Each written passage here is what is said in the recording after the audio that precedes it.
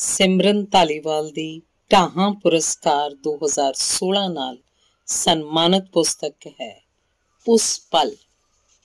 ਪਹਿਲੀ ਕਹਾਣੀ starting point. ਅੱਜ ਤੀਸਰਾ ਦਿਨ ਹੈ ਹਸਪਤਾਲ ਬੈਠਿਆਂ। ਅੰਦਰ ਬਾਪੂ ਜ਼ਿੰਦਗੀ ਤੇ ਮੌਤ ਦੀ ਲੜਾਈ ਲੜ ਰਿਹਾ ਹੈ। ਕਮਾਲ ਹੈ, ਇੰਨੇ ਵੱਡੇ ਦਿਲ ਵਾਲੇ ਬੰਦੇ ਦਾ ਦਿਲ ਫੇਲ ਹੋ ਗਿਆ। ਮੈਨੂੰ ਯਕੀਨ ਨਹੀਂ ਸੀ ਆਇਆ ਸੁਣ ਕੇ। ਮੈਂ ਜਿਵੇਂ ਹਵਾ ਬਣ ਕੇ ਗੁਪਤਾ ਹਸਪਤਾਲ ਪਹੁੰਚ ਗਿਆ। ਸਾਹਮਣੇ ਬਾਪੂ ਪਿਆ ਸੀ। ਨਰਸਾਂ ਡਾਕਟਰਾਂ ਵਿਚਾਲੇ ਘਿਰਿਆ। ਬਾਪੂ ਨੂੰ ਹਸਪਤਾਲ ਪਹੁੰਚਾਉਣ ਵਾਲਾ ਸਾਡਾ ਗੁਆਂਢੀ ਪਿੰਦਰ ਮੈਨੂੰ ਆਇਆ ਦੇਖ ਕੇ ਮੇਰੇ ਕੋਲ ਆਇਆ। ਇਹ ਤਾਂ ਸ਼ੁਕਰ ਕਰੋ ਮੈਂ ਅੱਜ ਘਰੇ ਸੀ। ਆਂਟੀ ਜੀ ਨੇ ਹਾਕ ਮਾਰੀ ਤੇ ਮੈਂ ਦੌੜਿਆ ਆਇਆ। ਫਟਾਫਟ ਗੱਡੀ ਕੱਢੀ, ਜਿਵੇਂ ਤੁਸੀਂ ਡਿਊਟੀ ਗਏ ਸੀ। ਆਂਟੀ ਵਿਚਾਰੇ ਕੀ ਕਰ ਲੈਂਦੇ। ਤੇ ਉਹ ਘਰ ਨੂੰ ਮੁੜ ਗਿਆ। ਬੇਬੇ ਬੈਂਚ ਤੇ ਬੈਠੀ ਵਾਹਿਗੁਰੂ ਵਾਹਿਗੁਰੂ ਦਾ ਜਾਪ ਕਰਨ ਲੱਗੀ। ਮੈਂ ਜੇਬ 'ਚ ਹੱਥ ਮਾਰਿਆ, ATM ਕਾਰਡ ਕੱਢਿਆ ਤੇ ਪੈਸੇ ਕਢਵਾਉਣ ਲਈ ਹਸਪਤਾਲ ਤੋਂ ਬਾਹਰ ਨਿਕਲ ਤੁਰਿਆ। ਤੇ ਉਸ ਦਿਨ ਤੋਂ ਲੈ ਕੇ ਅੱਜ ਤੱਕ ਮੈਂ ਇੱਥੇ ਹੀ ਬੈਠਾ। ਸਕੂਲ ਤੋਂ ਛੁੱਟੀ ਲੈ ਲਈ ਹੈ ਮੈਂ। ਜੇ ਕਿਤੇ ਉਸ ਦਿਨ ਪਿੰਦਰ ਕੌਣ ਲੈ ਕੇ ਆਉਂਦਾ ਬਾਪੂ ਨੂੰ ਹਸਪਤਾਲ। ਮੈਂ ਸੋਚਦਾ ਹੋਇਆ ਵੀ ਕੰਬ ਜਾਣਾ। ਮੈਨੂੰ ਡਿਊਟੀ ਤੋਂ ਕਦੀ ਵੀ ਗੈਰ ਹਾਜ਼ਰ ਨਾ ਹੋਣ ਦੀ ਸਿੱਖਿਆ ਸਿਖਾਉਣ ਵਾਲਾ ਬਾਪੂ ਮੇਰੀ ਗੈਰ ਹਾਜ਼ਰੀ ਵਿੱਚ ਕਿੰਨਾ ਚਾਅ ਸੀ ਬਾਪੂ ਨੂੰ ਮੇਰੇ ਸਰਕਾਰੀ ਨੌਕਰ ਲੱਗਣ ਦਾ। ਜਿਸ ਦਿਨ ਮੈਨੂੰ ਨਿਯੁਕਤੀ ਪੱਤਰ ਮਿਲਿਆ ਸੀ ਉਸ ਦਿਨ ਪੂਰੇ ਪਿੰਡ 'ਚ ਲੱਡੂ ਵੰਡੇ ਸੀ ਬਾਪੂ ਨੇ। 7 ਸਾਲ ਧੱਕੇ ਖਾ ਕੇ ਨੌਕਰੀ ਮਿਲੀ ਸੀ ਮੈਨੂੰ। ਸ਼ਾਇਦ ਨੌਕਰੀ ਦਾ ਮੁੱਲ ਮੈਥੋਂ ਵੀ ਵੱਧ ਮੇਰਾ ਬਾਪੂ ਜਾਣਦਾ ਸੀ। ਇਸ ਲਈ ਉਹ ਹਮੇਸ਼ਾ ਆਖਦਾ, ਪੁੱਤਰਾ ਜਿਸ ਕੰਮ 'ਚੋਂ 2 ਵੇਲੇ ਦੀ ਰੋਟੀ ਮਿਲਦੀ ਹੈ ਨਾ, ਉਸ ਕੰਮ ਲਈ ਇਮਾਨਦਾਰ ਰਹਿਣਾ ਹੀ ਅਸਲੀ ਧਰਮ ਹੁੰਦਾ ਹੈ। ਸਰ ਜੀ, ਇਮਾਨਦਾਰੀ ਨੂੰ ਹੁਣ ਅਸੀਂ ਘਰੋਂ ਘਰੀ ਜਾ ਕੇ ਜਵਾਕ ਪੜ੍ਹਾਇਆ ਕਰੀਏ। ਇਹ ਕੰਮ ਤਾਂ ਇੰਝ ਹੀ ਚੱਲਦੇ ਨੇ, ਬਹੁਤਾ ਸੀਰੀਅਸ ਨਹੀਂ ਹੋਈਦਾ। ਸਾਇੰਸ ਵਾਲਾ ਨਛੱਤਰ ਸਿੰਘ ਅਕਸਰ ਇੰਝ ਆਖਦਾ। ਹੋਰ ਹੈ ਵੀ ਕੀ ਕਹਿਣ ਨੂੰ ਇਹਨਾਂ ਕੋਲੋਂ, ਇਹਨਾਂ ਲੋਕਾਂ ਕੋਲੇ। ਮੋਟੀਆਂ ਤਨਖਾਹਾਂ ਲੈਣ ਵਾਲਿਆਂ ਦੀ ਅਕਲ ਵੀ ਮੋਟੀ ਹੋ ਜਾਂਦੀ ਹੈ। ਜਿਵੇਂ ਮਨ ਰੂਪ ਦੇ ਹੁਣੇ ਆਈ ਹੈ ਥੋੜ੍ਹੀ ਦੇਰ ਪਹਿਲਾਂ ਰੋਟੀ ਲੈ ਕੇ। ਬੇਬੇ ਕੋਲੇ ਅੰਦਰ ਬੈਠੀ ਹੈ ਤੇ ਮੈਂ ਬਾਹਰ ਬੈਂਚ ਤੇ ਬੈਠਾ ਹਰਲ ਹਰਲ ਕਰਦੀ ਫਿਰਦੀ ਦੁਨੀਆ ਨੂੰ ਵੇਖ ਰਿਹਾ। ਲੱਗਦਾ ਜਿਵੇਂ ਪੂਰੀ ਦੁਨੀਆ ਹੀ ਬਿਮਾਰ ਹੋ ਕੇ ਹਸਪਤਾਲ ਆ ਪਈ ਹੋਵੇ। ਪਤਾ ਨਹੀਂ ਕਿਹੜੇ ਰੋਗ ਚਿੰਬੜੇ ਨੇ ਸਭ ਨੂੰ। ਸੁੱਖ ਰੋਗ ਲੱਗਿਆ ਪੁੱਤਰਾ, ਸੁੱਖ ਰੋਗ ਲੱਗਿਆ, ਜਿਵੇਂ ਬਾਪੂ ਬੋਲਿਆ ਹੋਵੇ। ਪੁੱਤਰਾ, ਬੰਦੇ ਨੂੰ ਹਮੇਸ਼ਾ ਹੱਥ ਹਿਲਾਉਂਦੇ ਰਹਿਣਾ ਚਾਹੀਦਾ ਹੈ। ਮਾਨਸ ਦੇਹੀ ਤਾਂ ਮਿਲੀ ਹੀ ਕਿਰਤ ਕਰਨ ਨੂੰ ਹੈ। ਵਿਹਲੇ ਬੈਠਿਆਂ ਤਾਂ 100 ਬਿਮਾਰੀਆਂ ਆ ਬੁਣਦੀਆਂ ਨੇ। ਬਾਪੂ ਕਦੀ ਵਿਹਲਾ ਨਹੀਂ ਸੀ ਬੈਠਿਆ। ਮੈਂ ਕਈ ਵਾਰ ਹੱਸਦਾ ਹੋਇਆ ਆਖਦਾ, ਬਾਪੂ ਜੀ ਆਹੀ ਉਮਰ ਹੈ ਤੁਹਾਡੀ ਸੁੱਖ ਲੈਣ ਦੀ। ਬਥੇਰਾ ਕਰ ਲਿਆ ਸਾਰੀ ਉਮਰ। ਹੁਣ ਤਾਂ ਸੁੱਖ ਨਾਲ ਨੂੰਹ ਪੁੱਤ ਕਮਾਊ ਨੇ ਤੁਹਾਡੇ। 90,000 ਰੁਪਈਆ ਆਉਂਦਾ ਚੜੇ ਮਹੀਨੇ ਘਰ 'ਚ। ਢੇਰੀ ਲੱਗ ਜਾਂਦੀ ਨੋਟਾਂ ਦੀ। ਮੈਂ ਹੁੱਬ ਕੇ ਆਖਦਾ, ਰੱਬ ਬਰਕਤਾਂ ਪਾਵੇ ਤੁਹਾਡੀ ਕਿਰਤ ਕਮਾਈ 'ਚ ਪੁੱਤਰਾ। ਤੁਹਾਨੂੰ ਤੁਹਾਡੇ ਕੰਮ ਦਾ 90,000 ਮਿਲਦਾ ਹੈ। ਕੰਮ ਤਾਂ ਹਰੇਕ ਬੰਦੇ ਨੂੰ ਕਰਨਾ ਪੈਂਦਾ ਹੈ। ਹੱਥੀਂ ਕੀਤੀ ਕਾਰ 'ਚ ਹੀ ਬਰਕਤ ਹੁੰਦੀ ਹੈ। ਤੁਸੀਂ ਸੌਖੇ ਹੋ ਤਾਂ ਮੈਂ ਆਪੇ ਸੌਖਾ। ਤੇ ਅੱਜ ਬਾਪੂ ਔਖਾ ਹੈ, ਇਸੇ ਲਈ ਮੈਂ ਔਖਾ। 3 ਦਿਨਾਂ 'ਚ 300 ਵਾਰੀ ਰੱਬ ਅੱਗੇ ਅਰਦਾਸਾਂ ਕਰ ਚੁੱਕਿਆ। ਆਖਦਾ, ਰੱਬਾ ਮੇਰੇ ਬਾਪੂ ਨੂੰ ਕੁਛ ਨਾ ਹੋਵੇ, ਰਾਜ਼ੀ ਕਰ ਦਿਓ ਉਹਨੂੰ। ਮੈਥੋਂ ਵੱਧ ਕਿਹਨੂੰ ਚਿੰਤਾ ਹੈ ਬਾਪੂ ਦੀ। ਉਸ ਦਿਨ ਮੈਂ ਮਨਰੂਪ ਨੂੰ ਫੋਨ ਕੀਤਾ, ਆਖਿਆ ਸੀ ਸਕੂਲ ਤੋਂ ਸਿੱਧਾ ਹਸਪਤਾਲ ਆ ਜਾਈਂ। ਉਹਨੇ ਆਉਂਦਿਆਂ ਬਾਪੂ ਬਾਰੇ ਨਹੀਂ ਸੀ ਪੁੱਛਿਆ। ਇੱਕ ਗੁੱਡ ਨਿਊਜ਼ ਦੱਸਾਂ, ਇਸ ਮਹੀਨੇ ਤੋਂ 2 ਇਨਕਰੀਮੈਂਟ ਲੱਗ ਰਹੇ ਨੇ ਮੇਰੇ ਕੰਨਾਂ 'ਚ ਸੀ ਹੋਣ ਲੱਗੀ ਸੀ। ਮੈਂ ਡੌਰ ਭੌਰ ਜਿਹਾ ਝਾਕਣ ਲੱਗਿਆ। ਮਨ ਕੀਤਾ ਅੱਖਾਂ ਮੀਟੀ ਪਏ ਬਾਪੂ ਨੂੰ ਉਠਾ ਕੇ ਕਹਾਂ, ਆਹ ਦੇਖ ਲੈ ਬਾਪੂ, ਤੇਰੀ 2 ਹੱਥਾਂ ਨਾਲ ਨੋਟ ਇਕੱਠੇ ਕਰਨ ਵਾਲੀ ਨੂੰਹ ਆ ਗਈ ਤੇਰੀ ਖਬਰ ਲੈਣ ਲਈ। ਜਿਹਨੂੰ ਤੇਰੇ ਦਿਲ ਫੇਲ ਹੋਣ ਦਾ ਦੁੱਖ ਨਹੀਂ, ਆਪਣੇ ਬਿੱਲ ਪਾਸ ਹੋਣ ਦਾ ਬਹੁਤਾ ਚਾਅ। ਪਰ ਬਾਪੂ ਤਾਂ ਇਸੇ ਕਮਾਊ ਨੂੰਹ ਲਈ ਬਾਪੂ ਨੇ ਅੱਧੇ ਭਾਈਚਾਰੇ ਤੇ ਸ਼ਰੀਕੇ ਦੀਆਂ ਦਹਲੀਜ਼ਾਂ ਪੱਟ ਸੁੱਟੀਆਂ ਸਨ। ਭਾਈ ਵੇਲਾ ਕਿਹੜਾ ਚੱਲਦਾ ਹੈ। ਦੋਹੇ ਜੀ ਕਮਾਉਂਦੇ ਹੋਣ ਤਾਂ ਮਸੀਂ ਝੱਟ ਟੱਪਦਾ। ਪੜ੍ਹਿਆ ਲਿਖਿਆ ਪੁੱਤ ਮੇਰਾ ਸੁੱਖ ਨਾਲ, ਮੈਂ ਤਾਂ ਇਹਦੇ ਬਰੋਬਰ ਦੀ ਬਹੂ ਲੈਣੀ। ਬਾਪੂ ਦੀ ਲੱਭੀ ਪੁੱਤ ਦੇ ਬਰਾਬਰ ਦੀ ਨੂੰਹ ਉਸੇ ਪੁੱਤ ਦੀ ਸੋਚਦੀ ਮੇਚਦੀ ਨਹੀਂ ਸੀ। ਬਹੁਤ ਦੁੱਖ ਹੋਇਆ ਸੀ ਮੈਨੂੰ। ਗੱਲ ਕਰਨ ਲੱਗਿਆ, ਵੇਲਾ ਤਾਂ ਵੇਖ ਲਿਆ ਕਰ, ਮੈਂ ਹਰ ਕੇ ਕਿਹਾ ਸੀ। ਚੰਗਾ ਬਾਬਾ, ਹੁਣ ਮੂਡ ਠੀਕ ਕਰੋ। ਕਿੱਦਾਂ ਸੜਿਆ ਜਿਹਾ ਮੂੰਹ ਬਣਾਈ ਬੈਠੇ। ਠੀਕ ਹੋ ਜਾਣਗੇ ਬਾਪੂ ਜੀ। ਬੀਜੀ ਕਿੱਧਰ ਨੇ? ਮਨਰੂਪ ਨੇ ਪੁੱਛਿਆ ਸੀ। ਮੈਂ ਨਾਲ ਦੇ ਕਮਰੇ ਵੱਲ ਇਸ਼ਾਰਾ ਕਰ ਦਿੱਤਾ। ਉਹਦੀ ਤੁਰੀ ਜਾਂਦੀ ਦੀ ਪੈੜ ਚਾਲ ਦੇਰ ਤੱਕ ਮੇਰੇ ਕੰਨਾਂ 'ਚ ਗੂੰਜਦੀ ਰਹੀ। 3 ਦਿਨ ਤੋਂ ਮੈਂ ਘਰ ਨਹੀਂ ਗਿਆ। ਇੱਥੇ ਹੀ ਬੈਠਾ ਕੁਝ ਨਾ ਕੁਝ ਸੋਚਦਾ ਰਹਿੰਦਾ। ਅੰਦਰ ਬਾਪੂ ਪਿਆ, ਅਹਿਲ, ਸਭ ਪਾਸੇ ਤੋਂ ਬੇਖਬਰ। ਮੇਰੀਆਂ 5 ਜਮਾਤਾਂ ਬਦਲੇ ਬਾਪੂ ਸਿਰ 5 ਕਰਜ਼ੇ ਦੀ ਚੜ੍ਹ ਗਈ ਸੀ। ਫਿਰ ਵੀ ਬਾਪੂ ਨੂੰ ਆਸ ਸੀ ਕਿ ਮੇਰੇ ਕੁਝ ਬਣ ਜਾਣ ਦੀ, ਆਪਣੀ ਤੇ ਇਸ ਘਰ ਦੀ ਜੂਨ ਬਦਲ ਦੇਣ ਦੀ। ਆਪਣੀ ਵੀ ਕਾਹਦੀ ਜੂਨ ਹੈ ਭਲਾ, ਸਾਰੀ ਦਿਹਾੜੀ ਦਿਮਾਗ ਖਪਾਉਂਦੇ ਫਿਰੋ ਇਹਨਾਂ ਨਲੀ ਚੋਚੋ ਜਿਹਿਆਂ ਨਾਲ। ਚੱਜ ਦੇ ਜਵਾਕ ਤਾਂ ਚਲੇ ਜਾਂਦੇ ਨੇ ਕੌਨਵੈਂਟ ਸਕੂਲਾਂ 'ਚ, ਪਿੱਛੇ ਬਚਦਾ ਸਾਡੇ ਜੋਗਾ ਮਾਤਾ ਦਾ ਮਾਲ। ਪੰਜਾਬੀ ਵਾਲੀ ਦਵਿੰਦਰ ਮੈਡਮ ਅਕਸਰ ਖਫਾ ਹੋਈ ਰਹਿੰਦੀ ਹੈ। ਜਵਾਕ ਪੜ੍ਹਾਉਣੇ ਦਿਮਾਗ ਖਪਾਉਣਾ ਜਾਪਦਾ ਉਹਨੂੰ। ਮੇਰਾ ਦਿਲ ਕਰਦਾ ਹੁੰਦਾ ਦੱਸਾਂ ਉਹਨੂੰ ਕਿ ਤੈਨੂੰ ਇਹਨਾਂ ਨਾਲ ਦਿਮਾਗ ਖਪਾਉਣ ਲਈ ਤਾਂ 1800 ਰੁਪਈਆ ਮਿਲਦਾ ਦਿਹਾੜੀ ਦਾ, ਤੇ ਮਾਤਾ ਦਾ ਮਾਲ ਇੱਥੇ ਪੜ੍ਹਦਾ। ਇਸੇ ਲਈ ਤਾਂ ਤੇਰੇ ਆਪਣੇ ਬੱਚੇ ਸਮਾਰਟ ਸਕੂਲ 'ਚ ਪੜ੍ਹਦੇ ਨੇ। ਜੇ ਇਹ ਵੀ ਇੱਥੇ ਨਾ ਆਉਂਦੇ ਹੋਣ ਤਾਂ ਕੀ ਹੈ, ਜੇ ਫੀਸ ਬਹੁਤੀ ਹੈ ਤਾਂ ਬੱਚਿਆਂ ਦਾ ਫਿਊਚਰ ਵੀ ਤਾਂ ਬਣ ਜਾਊ ਨਾ।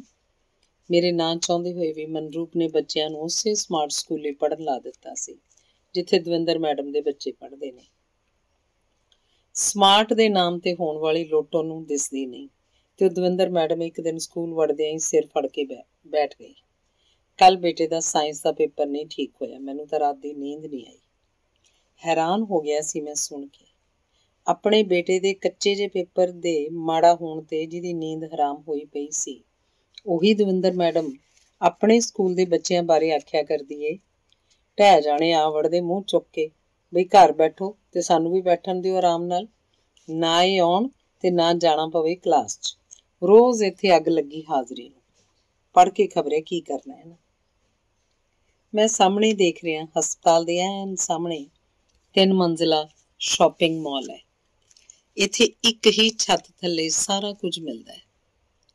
ਮਾਲ ਦੀ ਸ਼ੀਸ਼ਿਆਂ ਵਾਲੀ ਇਮਾਰਤ ਧੁੱਪ ਵਿੱਚ ਲਿਸ਼ਕ ਰਹੀ ਹੈ। ਦੁਨੀਆ ਵਾਹੋਦਾਈ ਭੱਜੀ ਫਿਰ ਰਹੀ ਹੈ। ਪਤਾ ਨਹੀਂ ਕਿਹੜੀ ਦੌੜ ਲੱਗੀ ਹੈ ਸਭ ਨੂੰ। ਇਸ ਨੂੰ ਗਲੋਬਲਾਈਜੇਸ਼ਨ ਆਖਦੇ ਨੇ। ਕਹਿੰਦੇ ਸਾਰਾ ਸੰਸਾਰ ਇੱਕ ਬਣਦਾ ਜਾ ਰਿਹਾ ਹੈ। ਸਾਰਾ ਕੁਝ ਇੱਕ ਦੂਜੇ ਵੱਲ ਸਰਕਦਾ ਪਿਆ ਹੈ, ਇੱਕ ਦੂਜੇ 'ਚ ਖਲਤ ਮਲਤ ਹੋਣ ਲਈ। ਜਿਵੇਂ ਕਈ ਦਿਨਾਂ ਤੋਂ ਕਈ ਤਰ੍ਹਾਂ ਦੀਆਂ ਸੋਚਾਂ ਮੇਰੇ ਅੰਦਰ ਉੱਠਦੀਆਂ ਨੇ, ਉਲਝਦੀਆਂ ਨੇ, ਖਲਤ ਮਲਤ ਹੁੰਦੀਆਂ ਨੇ। ਕੈਸੀਆਂ ਸੋਚਾਂ ਦੇ ਰਿਹਾ ਸਾਨੂੰ ਇਹ ਯੁੱਗ, ਬੰਦੇ ਨੂੰ ਮਸ਼ੀਨ ਬਣਾ ਦੇਣ ਦੀਆਂ ਸੋਚਾਂ, ਆਪਣੇ ਹੀ ਅੰਦਰ ਸਿਮਟ ਜਾਣ ਦੀਆਂ ਸੋਚਾਂ। ਥੋੜਾ ਵੱਡਾ ਕਿਉਂ ਨਹੀਂ ਸੋਚਦੇ ਤੁਸੀਂ? ਕੀ ਰੱਖਿਆ ਤੁਹਾਡਾ ਇਸ ਪਿੰਡ 'ਚ? ਸਿੱਧੀ ਬੱਸ ਨਹੀਂ ਆਉਂਦੀ ਜਿੱਥੇ ਸ਼ਹਿਰੋਂ। ਬੱਚਿਆਂ ਬਾਰੇ ਤਾਂ ਸੋਚੋ। ਝੁੰਗੇ 'ਚ 4 ਕਿੱਲੇ ਜ਼ਮੀਨ ਵੇਚ ਕੇ ਸਿਆਪਾ ਮੁਕਾਓ। ਮਨਰੂਪ ਨੇ ਕਿਹਾ ਸੀ ਉਸ ਦਿਨ। ਬਾਪੂ ਜੀ ਨੂੰ ਕਹਿ ਕੇ ਦੇਖੀ ਇਹ ਗੱਲ, ਮੈਂ ਜਵਾਬ ਦਿੱਤਾ ਸੀ ਅੱਗੇ। ਅੱਖਾਂ ਅੱਗੇ ਕਿੰਨਾ ਕੁਝ ਘੁੰਮਣ ਲੱਗਿਆ ਸੀ ਮੇਰੇ। ਇਸੇ ਜ਼ਮੀਨ 'ਚੋਂ ਸਾਰੀ ਉਮਰ ਰੋਟੀ ਖਵਾਈ ਸੀ ਸਾਨੂੰ ਬਾਪੂ ਨੇ। ਕੁੱਲ ਕਬੀਲਦਾਰੀ ਇਸੇ ਜ਼ਮੀਨ ਦੇ ਸਿਰ ਤੇ ਤੋਰੀ ਸੀ। ਮੈਂ ਨਿੱਕਾ ਹੁੰਦਾ ਖੇਤ ਜਾਂਦਾ, ਹਲਟ ਗਿੜਦੇ ਪਏ ਹੁੰਦੇ, ਟਿੰਡਾਂ ਪਾਣੀ ਦੀਆਂ ਭਰ ਭਰ ਆਉਂਦੀਆਂ, ਤੋਰੀਏ ਨੂੰ ਫੁੱਲ ਪੈਂਦੇ। ਬਾਪੂ ਫਸਲਾਂ ਨੂੰ ਪੁੱਤਾਂ ਵਾਂਗ ਪਾਲਦਾ, ਜ਼ਮੀਨ ਨੂੰ ਮਾਂ ਵਾਂਗ ਮੋਹ ਕਰਦਾ। ਪਰ ਕਿੰਨਾ ਕੁਝ ਬਦਲ ਜਾਂਦਾ ਹੈ ਵਕਤ ਨਾਲ। ਜ਼ਮੀਨ ਨੂੰ ਮੋਹ ਕਰਨ ਵਾਲੇ ਬਾਪੂ ਦੀ ਜ਼ਮੀਨ ਇਸ ਸ਼ਹਿਰ ਦੀ ਰਾਇਲ ਕਲੋਨੀ 'ਚ ਬਣੀ ਸਾਡੀ ਆਲੀਸ਼ਾਨ ਕੋਠੀ ਖਾ ਗਈ ਸੀ, ਤੇ ਬਾਪੂ ਦੇ ਅੰਦਰ ਦੀ ਸ਼ਾਂਤੀ, ਇਸ ਸ਼ਹਿਰ ਦਾ ਸ਼ੋਰ। ਜ਼ਿੱਦ ਸੀ ਮਨਰੂਪ ਦੀ ਪੱਥਰਾਂ ਦੇ ਇਸ ਸ਼ਹਿਰ 'ਚ ਰਹਿਣ ਦੀ, ਸ਼ਾਨਦਾਰ ਘਰ ਬਣਾਉਣ ਦੀ, ਇਸ ਅੰਨੀ ਦੌੜ 'ਚ ਸ਼ਾਮਲ ਹੋਣ ਦੀ। ਕਈ ਸਾਲ ਹੋ ਗਏ ਨੇ ਇਸ ਸ਼ਹਿਰ ਦਾ ਹਿੱਸਾ ਬਣਿਆ, ਪਰ ਸੁਪਨਿਆਂ 'ਚ ਅਜੇ ਵੀ ਪਿੰਡ ਦਿਸਦਾ ਮੈਨੂੰ। ਪਿੰਡ ਦੀਆਂ ਗਲੀਆਂ ਉੱਭਰ ਆਉਂਦੀਆਂ ਨੇ ਅੱਖਾਂ ਸਾਹਮਣੇ। ਪਰ ਹੁਣ ਤਾਂ ਪਿੰਡ ਵੀ ਕਿੰਨੇ ਬਦਲ ਗਏ ਨੇ। ਬਦਲ ਤਾਂ ਪੂਰੀ ਦੁਨੀਆ ਗਈ ਹੈ ਮਾਸਟਰ ਜੀ। ਹੋਰ ਬੜਾ ਕੁਝ ਏ ਹੁਣ ਲੋਕਾਂ ਦਾ ਚਿੱਤ ਲਾਉਣ ਨੂੰ। ਸਾਡੇ ਤਮਾਸ਼ੇ ਨਹੀਂ ਜੇ ਵੇਖਦਾ ਹੁਣ ਕੋਈ। ਮੈਂ ਤਾਂ ਸੋਚਦਾ ਬਈ ਹੋਰ ਹੀ ਕੰਮ ਧੰਦਾ ਵੇਖ ਲਾਂ ਕੋਈ। ਜਵਾਕ ਵੀ ਤਾਂ ਪਾਲਣੇ ਹੋਏ ਕਿ ਨਹੀਂ। ਕਿੰਨੀ ਸੱਚ ਸੀ ਉਸ ਮਦਾਰੀ ਦੀ ਕਹੀ ਇਹ ਗੱਲ, ਜਿਹੜਾ ਡਮਰੂ ਵਜਾ ਵਜਾ ਥੱਕ ਜਾਂਦਾ ਸੀ, ਪਰ ਕਿਸੇ ਕੋਲ ਵੇਲ ਨਹੀਂ ਸੀ ਉਸ ਜੋਗੀ। ਐਸੀ ਸੁੰਨ ਫੈਲੀ ਰਹਿੰਦੀ ਹੈ ਸਾਡੀ ਕਲੋਨੀ 'ਚ ਵੀ। ਸ਼ਹਿਰ ਆ ਕੇ ਬੇਬੇ ਬਾਪੂ ਦਾ ਮਨ ਨਹੀਂ ਸੀ ਲੱਗਦਾ। ਕਿਸੇ ਨੂੰ ਆਂਢ ਗੁਆਂਢ ਦੀ ਸਾਰ ਨਹੀਂ, ਕਿਸੇ ਨੂੰ ਕਿਸੇ ਦੂਜੇ ਨਾਲ ਕੋਈ ਮਤਲਬ ਨਹੀਂ। ਦੁਨੀਆ ਭੱਜੀ ਫਿਰਦੀ ਹੈ, ਪਰ ਸਭ ਇੱਕ ਦੂਜੇ ਤੋਂ ਅਣਜਾਣ, ਇੱਕ ਦੂਜੇ ਤੋਂ ਅੱਗੇ ਲੰਘਣ ਦੀ ਕਾਹਲ ਵਿੱਚ। ਮੈਨੂੰ ਤਾਂ ਪੁੱਤਰਾ ਵੇਲ ਹੀ ਖਾਜੂ ਲੱਗਦਾ ਹੈ। ਪਿੰਡ 'ਚ 100 ਬੰਦਾ ਮੱਥੇ ਲੱਗਦਾ ਸੀ ਸਾਰੀ ਦਿਹਾੜੀ। ਇੱਥੇ ਝਾਤੀ ਮਾਰ ਲੈ, ਗਲੀ ਦੇ ਇੱਕ ਸਿਰੇ ਤੋਂ ਦੂਜੇ ਸਿਰੇ ਤੀਕ ਸਾਰਾ ਦਿਨ ਤਾਲੇ ਵੱਜੇ ਰਹਿੰਦੇ ਨੇ ਬੂਹਿਆਂ ਨੂੰ। ਪਿੱਛੇ ਲੋਕ ਬੰਦ ਬੂਹਿਆਂ ਨੂੰ ਮਾੜਾ ਬੰਦੇ ਹੁੰਦੇ ਸੀ। ਬਾਪੂ ਹੈਰਾਨ ਸੀ ਸ਼ਹਿਰ ਦੀ ਇਸ ਫਿਤਰਤ ਤੋਂ। ਹੈਰਾਨ ਨਹੀਂ ਹੋਈਦਾ ਸਰ ਜੀ, ਇਹਨੂੰ ਕਹਿੰਦੇ ਨੇ ਨੌਕਰੀ ਕੀ ਤੇ ਨਖਰਾ ਕੀ। ਆਪਣੇ ਦੋਸਤ ਘੁੰਮਣ ਦੀ ਗੱਲ ਸੁਣ ਕੇ ਦਿਮਾਗ ਘੁੰਮ ਗਿਆ ਸੀ ਮੇਰਾ। 7 ਸਾਲ ਨੌਕਰੀ ਦੇ ਨਖਰੇ ਦੇਖ ਦੇਖ ਹੈਰਾਨ ਹੁੰਦਾ ਰਿਹਾ ਸੀ ਮੈਂ। ਸਰਕਾਰੀ ਅਧਿਆਪਕ ਬਣਨ ਤੋਂ ਪਹਿਲਾਂ 7 ਸਾਲਾਂ 'ਚ 17 ਪ੍ਰਾਈਵੇਟ ਸਕੂਲਾਂ 'ਚ ਪੜ੍ਹਾਇਆ ਸੀ ਮੈਂ। ਹਰ ਮਹੀਨੇ ਤਨਖਾਹ ਜੇਬ 'ਚ ਪਾਉਣ ਲੱਗਿਆਂ ਚੀਸ ਜੇ ਉੱਠਦੀ ਸੀ ਅੰਦਰ। ਸਰਕਾਰੀ ਅਧਿਆਪਕਾਂ ਦੀਆਂ ਮੌਜਾਂ ਵੇਖ ਕੇ ਖਿਝ ਜਾਂਦਾ ਸੀ ਮੈਂ। ਮੈਨੂੰ ਸਮਝ ਨਹੀਂ ਸੀ ਆਉਂਦੀ ਕਿ ਕੀ ਕਸੂਰ ਹੈ ਸਾਡਾ। ਪੜ੍ਹ ਲਿਖ ਕੇ ਵੀ ਨੌਕਰੀ ਨਾ ਮਿਲੇ ਤਾਂ ਕਿਸ ਖੂਹ 'ਚ ਛਾਲ ਮਾਰੇ ਬੰਦਾ। ਮੇਰੇ ਲਈ ਸਰਕਾਰੀ ਨੌਕਰੀ ਕਰਦੀ ਕੁੜੀ ਲੱਭੀ ਸੀ ਘਰਦਿਆਂ। ਬਾਪੂ ਦੀ ਉਹੀ ਪੜ੍ਹੀ ਲਿਖੀ ਨੂੰ ਆਪਣੀ 50,000 ਤਨਖਾਹ ਦਾ ਜ਼ਿਕਰ 50 ਵਾਰੀ ਕਰਦੀ ਹੈ ਦਿਹਾੜੀ 'ਚ। ਵਿਆਹ ਤੋਂ 3 ਸਾਲਾਂ ਬਾਅਦ ਨੌਕਰੀ ਮਿਲੀ ਸੀ ਮੈਨੂੰ। ਮਨਰੂਪ ਮੈਥੋਂ ਵੱਧ ਕਮਾਉਣ ਦਾ ਮਿਹਣਾ ਦਿੰਦੀ, ਪਰ ਕੀ ਕਰਦਾ ਮੈਂ, ਬਸ ਖਿਝ ਲੈਂਦਾ, ਕਿਸਮਤ ਨੂੰ ਕੋਸ ਲੈਂਦਾ। ਬੰਦੇ ਬਣਾ ਕੇ ਰੱਖਤਾ ਤੁਹਾਨੂੰ। ਜਦ ਮੈਂ ਵਿਆਹੀ ਆਈ ਸੀ ਨਾ, ਬਾਥਰੂਮ ਨੂੰ ਦਰਵਾਜ਼ਾ ਵੀ ਨਹੀਂ ਸੀ ਹੁੰਦਾ। ਪਰਦੇ ਤਾਣ ਤਾਣ ਨਹਾਉਂਦਾ ਸੀ ਸਾਰਾ ਟੱਬਰ। ਇਹ ਤਾਂ ਮੇਰੇ ਹੀ ਕੰਮ ਨਹੀਂ। ਕੋਠੀ ਵੱਲ ਝਾਤੀ ਮਾਰੋ, ਆਹ ਡਾਈਨਿੰਗ ਟੇਬਲ ਦੇਖਿਆ, ਮਹਾਰਾਜਾ ਡਿਜ਼ਾਈਨ ਆਖਦੇ ਇਹਨੂੰ। ਨਾਮ ਸੁਣਿਆ ਸੀ ਕਦੀ? ਜਵਾਕ ਤੁਹਾਡੇ ਸ਼ਹਿਰ ਦੇ ਸਭ ਤੋਂ ਮਹਿੰਗੇ ਸਕੂਲ 'ਚ ਪੜ੍ਹਦੇ। ਬਾਪੂ ਥੋੜਾ ਠਰੂ ਠਰੂ ਕਰਦਾ ਫਿਰਦਾ ਹੁੰਦਾ ਸੀ ਸਿਆਲਾਂ 'ਚ। ਅੱਜ ਕੱਲ੍ਹ ਬ੍ਰਾਂਡਡ ਕੋਟ ਪਾ ਕੇ ਨਿਕਲਦਾ ਘਰ ਤੋਂ। ਬਿੱਲ ਤੋਂ ਡਰਦਿਆਂ ਪੱਖਾ ਵੀ ਨਹੀਂ ਸੀ ਚਲਾਉਂਦਾ ਕੋਈ ਤੁਹਾਡੇ ਘਰ। ਹੁਣ ਏਸੀ ਛੱਡ ਕੇ ਸੌਂਦੇ ਜੀ। ਹੋਰ ਦੱਸੋ ਚਾਹੀਦਾ ਕੀ ਹੈ ਤੁਹਾਨੂੰ? ਕਦੀ ਕਦੀ ਪਛੜੇ ਹੋਣ ਦਾ ਅਹਿਸਾਸ ਕਰਾਉਣ ਲੱਗਦੀ ਹੈ ਮਨਰੂਪ, ਜਿਵੇਂ ਉਸ ਦਿਨ ਸਟਾਫ ਰੂਮ 'ਚ ਹੋਇਆ ਸੀ। ਅੱਧੀ ਛੁੱਟੀ ਦਾ ਵੇਲਾ ਸੀ। ਅਸੀਂ ਸਟਾਫ ਰੂਮ 'ਚ ਬੈਠੇ ਗੱਲਾਂ ਕਰ ਰਹੇ ਸੀ। ਹਿੰਦੀ ਵਾਲਾ ਜੋਗਿੰਦਰ ਸਿੰਘ ਬਹੁਤ ਖੁਸ਼ ਸੀ ਉਸ ਦਿਨ। ਕੱਲ੍ਹ ਹੀ ਉਹਦੀ ਮੇਨ ਰੋਡ ਨਾਲ ਲੱਗਦੀ ਜ਼ਮੀਨ ਦੀ ਰਜਿਸਟਰੀ ਹੋਈ ਸੀ। 1 ਕਰੋੜ ਨੂੰ ਵਿਕੇ 1 ਕਿੱਲੇ ਦਾ ਅਸਰ ਉਹਦੀਆਂ ਗੱਲਾਂ 'ਚ ਸਾਫ਼ ਦਿਸ ਰਿਹਾ ਸੀ। ਤਰੱਕੀ ਹੋ ਗਈ ਬਈ ਪੰਜਾਬ ਦੀ। ਮਾਰ ਕਿੱਡੇ ਕਿੱਡੇ ਮਾਲ ਖੁੱਲ੍ਹ ਗਏ ਸਾਰੇ ਪਾਸੇ।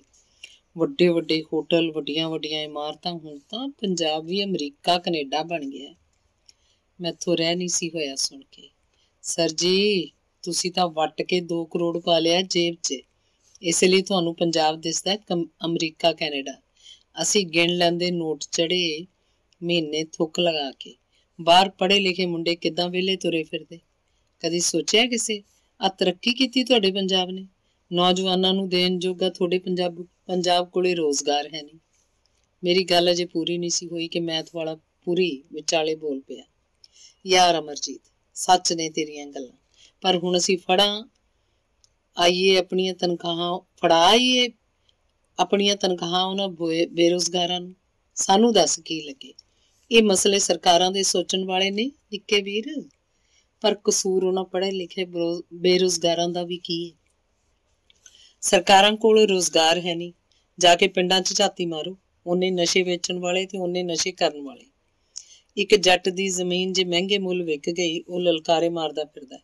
ਬਾਕੀ ਜਿਹੜੇ ਫਾਹੇ ਲੈ ਲੈ ਮਰਦੇ ਨੇ, ਉਹਨਾਂ ਦਾ ਦੁੱਖ ਜਾਣਦਾ ਕੋਈ? ਤੁਹਾਡੇ ਬੀਜੇ ਆਲੂ ਸੜਕਾਂ ਤੇ ਰੁਲਦੇ ਨੇ, ਮੁੜ ਕੇ ਉਹਨਾਂ ਦਾ ਬਣਿਆ ਚਿਪਸ ਕਿਸ ਭਾਅ ਵਿਕਦਾ ਪਤਾ? ਹਰੇਕ ਵਰਤਾਰੇ ਨੂੰ ਸਮਝਣ ਲਈ ਇੱਕ ਵੱਖਰੇ ਵਿਜ਼ਨ ਦੀ ਜ਼ਰੂਰਤ ਹੁੰਦੀ। ਤੇ ਜਦ ਨੂੰ ਘੰਟੀ ਹੋ ਗਈ, ਸਾਰੇ ਜਣੇ ਉੱਠ ਖੜੋਤੇ। ਬਈ ਅਮਰਜੀਤ, ਆ ਬੈਕਵਰਡ ਜੀਆਂ ਗੱਲਾਂ ਨਾ ਕਰਿਆ ਕਰ। ਇੱਥੇ ਤਾਂ ਇਹੋ ਹਾਲ ਰਹਿਣਾ।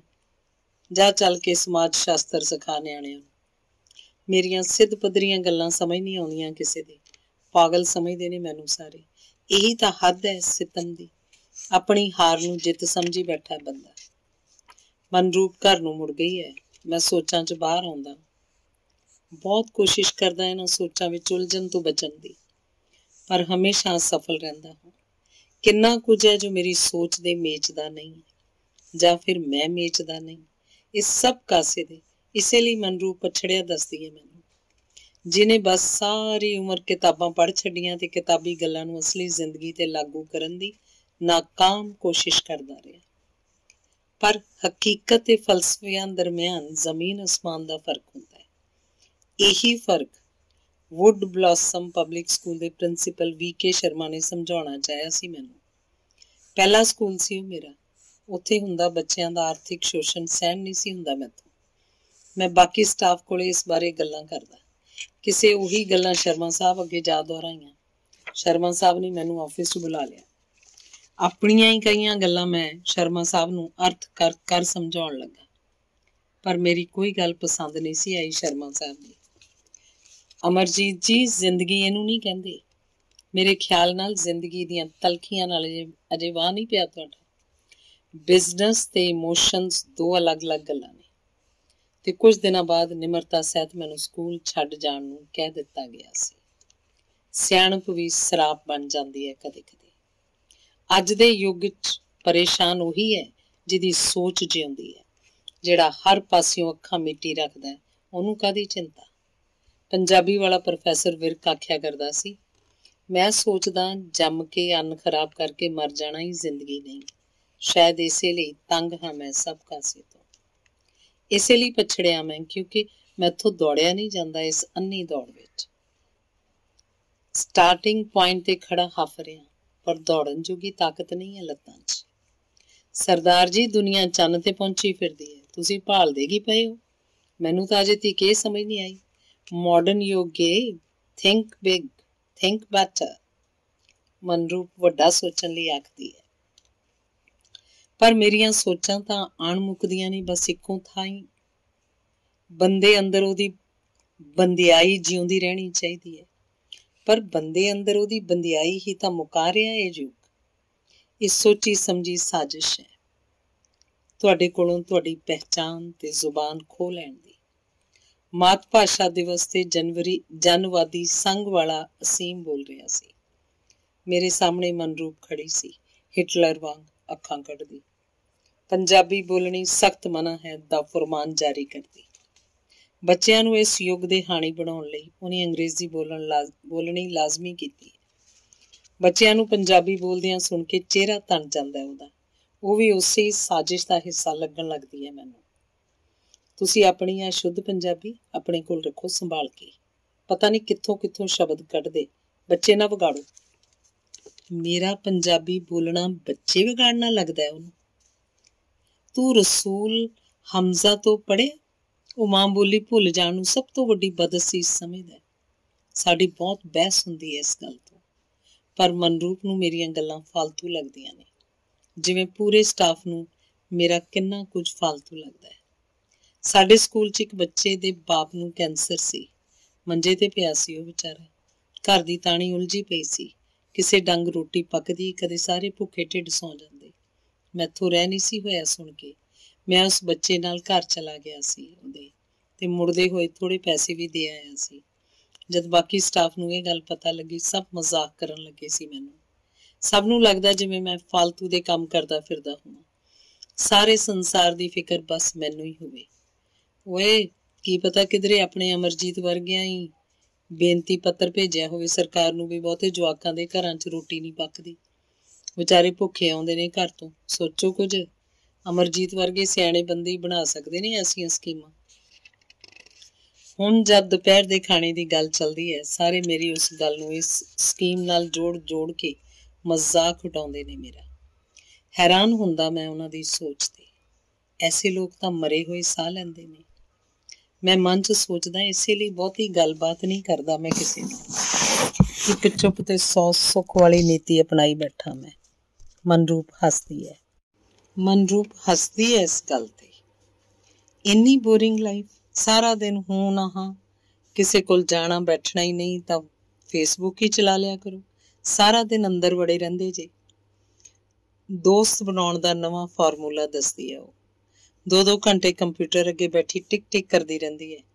ਇੱਕ ਦਿਨ ਮੇਰਾ ਵੀ ਅਕਾਊਂਟ ਖੋਲਣ ਦੀ ਗੱਲ ਕਰ ਰਹੀ ਸੀ, ਮੈਂ ਮਨਾ ਕਰ ਦਿੱਤਾ। ਮੈਂ ਨਹੀਂ ਮਾਰਦਾ ਇਉਂ ਪਕਾਈ। ਜਿਹਨੂੰ ਜਾਣਦੇ ਨਹੀਂ ਉਸ ਨਾਲ ਲੱਗੇ ਰਹੋ, ਅੱਗੇ ਪਤਾ ਨਹੀਂ ਹੈ ਕੌਣ।